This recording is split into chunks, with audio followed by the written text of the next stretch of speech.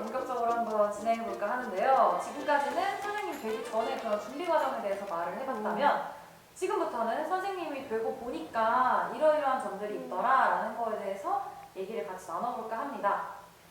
일단 임용고시를 준비하던 시절, 그때는 되게 막 기대에 차고 빨리 되고 싶다 이렇게 생각하셨을 것 같은데 그때 생각했던 그런 교사의 모습과 또 실제 내가 교사가 되고 나니까 이런 점이 좀 괴리가 있네 혹은 좀 다르다 싶은 점들이 있을까요?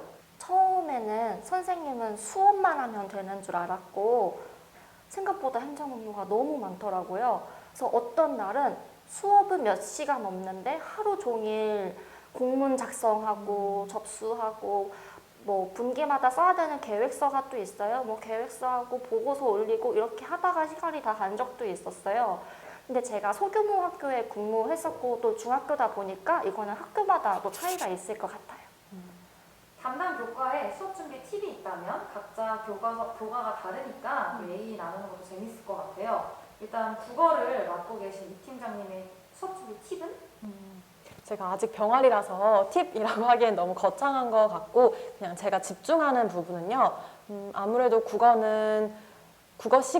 제 국어 시간에는 학생들이 자기 의견을 좀 많이 생각해보고 표현해보는 시간이 됐으면 좋겠어요. 그래서 어떤 단원이든 어떤 학습 목표를 가지고 수업을 하든 학생들이 조금 자신의 의견을 내볼 수 있게 하는 그런 장치를 만드는 것 같습니다. 흔히 역사라고 하면 다들 부담스러워해요. 외울 게 많다, 지루하다. 약간 그런 컴플렉스를 극복해 보려고 재미있는 요소들을 많이 결합시키려고 노력을 해요.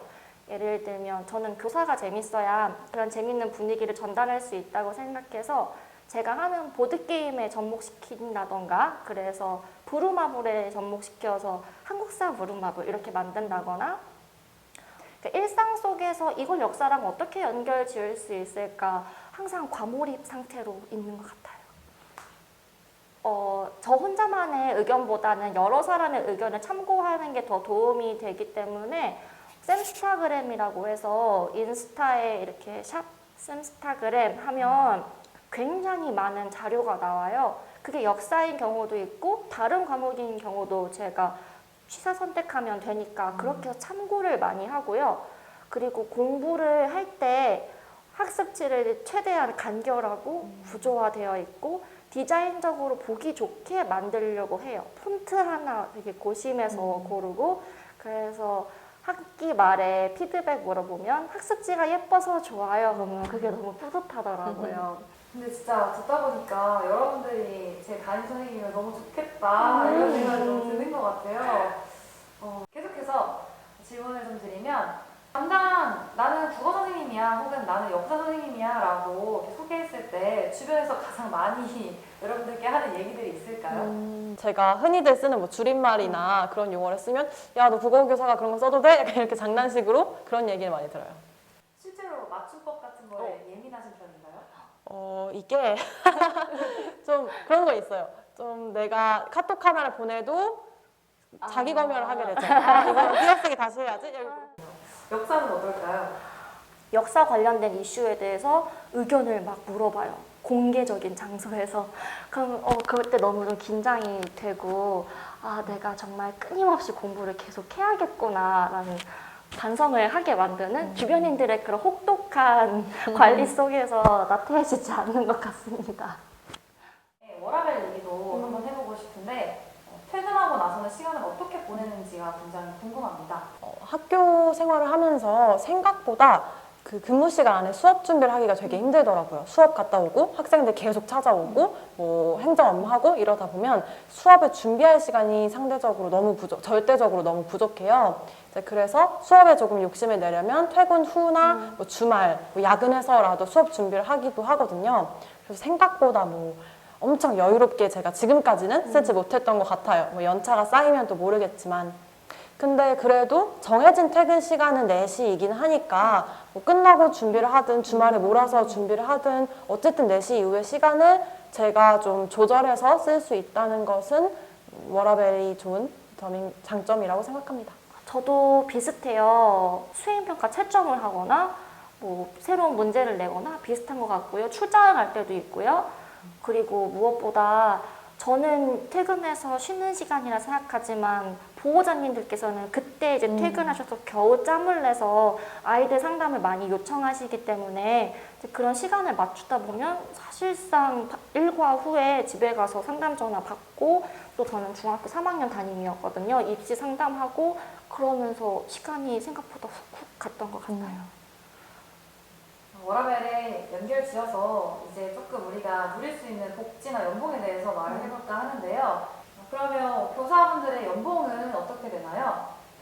연봉은 저희는 2년차까지 받아봤으니까 저희 기준으로 했을 때 이제 세후 3천 초반대 정도가 지금은 받는 네, 연봉일 거예요. 이제 거기에 이제 담임을 하시거나 보직이 있으시거나 방과후 하시는 경우에 추가 수당이 더 붙을 수 있어서 개인차가 있다는 점.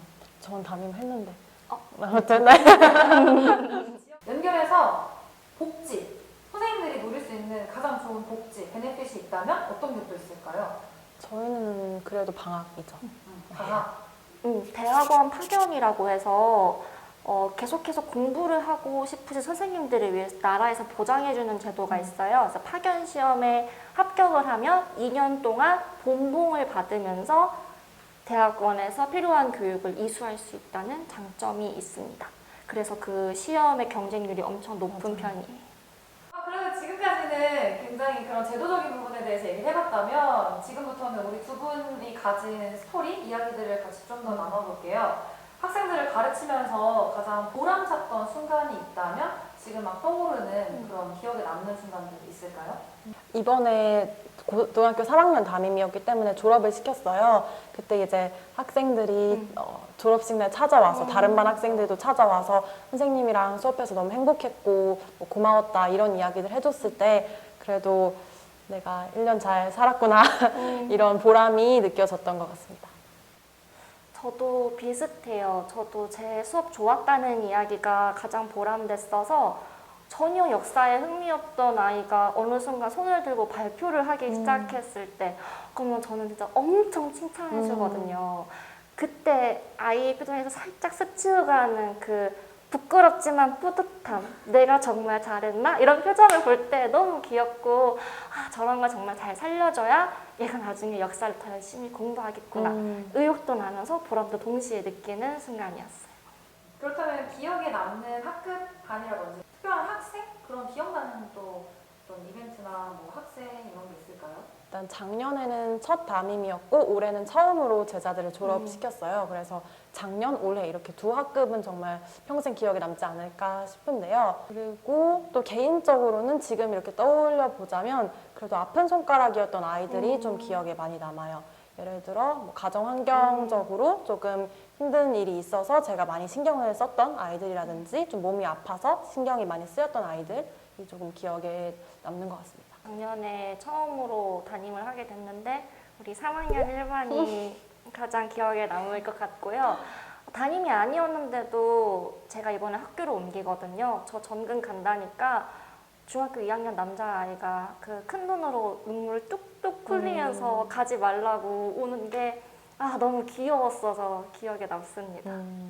우리 두 분 다 아직까지 병아리 새싹 선생님들이시라 그런지 아직도 막 열의가 넘치고 열정이 넘치고 학생들을 사랑해주는 그런 애정이 저희한테도 느껴지고 있는 것 같아요.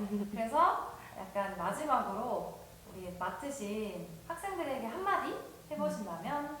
일단 졸업을 했는데 다들 학생들에게 이 말은 꼭 해주고 싶어요. 그냥 너희들이 다른 이유가 아니라 내 제자라는 이유만으로 정말 사랑했다.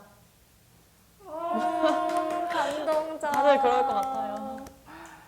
네, 저는 작년에 맡았던 학생들 그리고 앞으로 제가 맡게 될 학생들에게 해주고 싶은 말인데요.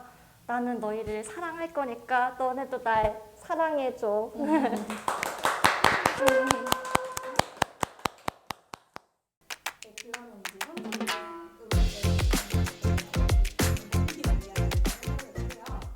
제가 듣기로는 이 팀장님께서는 선생님이 되기 전에 되게 다양한 경험들을 많이 해보셨다고 들었어요. 어떠한 경험들을 하셨고 그게 또 어떻게 도움이 됐는지 여쭤보고 싶습니다. 일단 저는 대학교 때 사범대를 진학했지만 다양한 곳에 관심사가 생겨서 이제 언론 쪽에 관심이 생겨서 이제 교내 방송국에서 기자로 활동을 하기도 했고요. 또 유럽 여행을 갔다가 거기서 있어보고 싶다라는 생각이 들어서 프랑스로 교환학생을 가기도 했습니다. 또 미술사학을 복수 전공하기도 했어요. 직접적으로 제 직업인 교사 일을 하는데 도움이 되었는지는 잘 모르겠지만 어쨌든 그 다양한 경험들은 저라는 사람을 만들어 주었잖아요.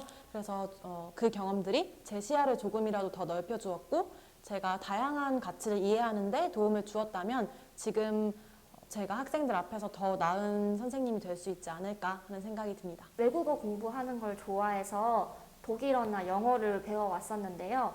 이게 교직에 직접적인 연관이 있지는 않았지만 이렇게 언어를 안다는 거는 제가 어떤 새로운 지식을 접할 때 그 지식을 획득할 수 있는 수단을 한 가지 더 확보하는 거라고 생각을 해요.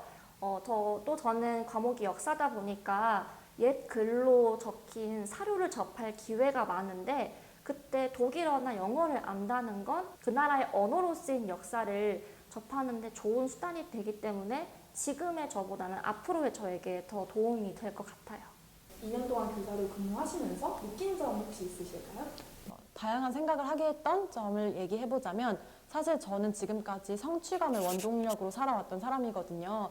그런데 교사 생활을 하면서 이제 아이들을 잘 가르치고 아이들이 잘 되기를 바라고 그렇게 지원해주는 역할을 계속 하다 보니까 나만의 성취가 이 직업에서 있을까라는 생각이 들었었어요. 그래서 저 개인적으로는 조금 이 직업의 한계인가 라고 생각도 되었었는데요. 그런데 이번에 아이들을 졸업을 시키면서 이제 학생들이 저에게 자기 인생에서 가장 따뜻한 선생님이었다거나 아니면 처음이자 마지막 선생님이다 이런 말을 들었을 때 또 절대 그렇게 말해주지 않을 것 같은 학생이 정말 죄송하고 감사했다라고 말하는 것을 들으면서 이렇게 누군가의 기억 속에 따뜻한 추억으로 남을 수 있는 사람이 된다면 그것만으로 내 인생의 큰 성취가 아닐까라는 생각도 들었습니다. 선생님이 되기 전에는 제가 아이들을 가르치는 직업이라고 생각했는데 막상 현장에 오면 아이들로부터 배우는 게 굉장히 많아요. 그리고 무엇보다 좀 저에게 의미 있었던 경험은 학부모님들과 통화를 할 때 그 메시지에서 전해지는 감정이 있어요. 정말 아이들을 많이 아끼시고 사랑하시는구나 그런 감정이 느껴지면은 살짝 뭉클하기도 하거든요. 우리 아버지 어머니도 나를 이렇게 키우셨겠구나 싶기도 하고요. 그리고 그렇게 귀한 아이를 저한테 맡겨주신 만큼 더 살뜰히 보살피고 더 많이 예뻐해줘야겠다라는 생각을 더 매번 새로 다지게 되는 것 같아요. 개인적으로 앞으로 이루고 싶은 비전이라든지 꿈이라든지 이런 것들 혹시 있으실까요? 교사로서는 조금 더 수업 전문성을 갖추고 싶어요. 그래서 수업 연구도 많이 하고 싶고요. 그리고 제가 교사를 꿈꾸면서 항상 목표로 해왔던 학생들이 언제든지 믿고 기댈 수 있는 어른이 되려고 끊임없이 저를 단련해야 할 것 같고요. 그리고 조금 더 욕심을 내보자면 언젠가는 뭔가 학교 현장을 잘 아는 사람으로서 이제 우리나라의 교육 제도에 조금 긍정적인 영향을 미쳐보는 그러한 경험을 할 수 있다면 좋을 것 같다라는 막연한 꿈을 꾸고 있습니다. 저는 계속해서 젊은 선생님이고 싶어요. 지금 아이들이 저를 많이 좋아해 주는데 그건 제 역량이 뛰어나서라기보다는 아이들과 저의 나이 차이가 적다 보니까 말이 잘 통하고 친근하고 이렇게 나이의 덕을 많이 본다고 생각하거든요.